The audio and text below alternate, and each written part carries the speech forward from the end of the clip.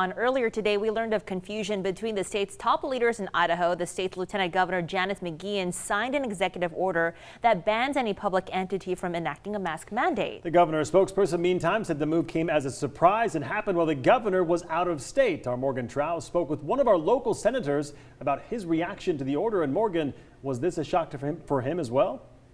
Mark, Regina, yes. One senator thinks no sitting representatives knew that McGeachin was going to issue this executive order. I talked to District 5 Senator David Nelson, who says this is not only stunning, but ridiculous.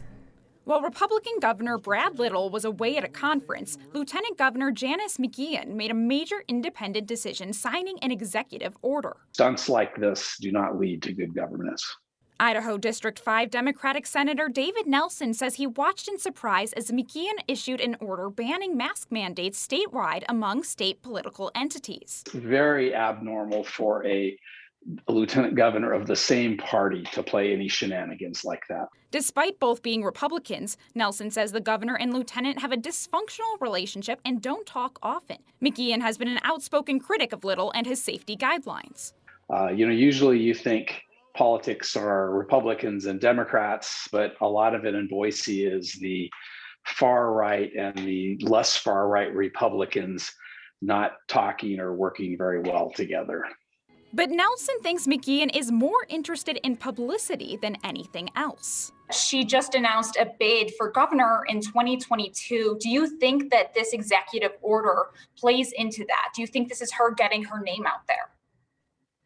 Oh, for sure. This is 100% politics. Look at almost everything she's done in her term as lieutenant governor is setting up to run for governor. The lieutenant announced she is running to be Idaho's next governor just last week.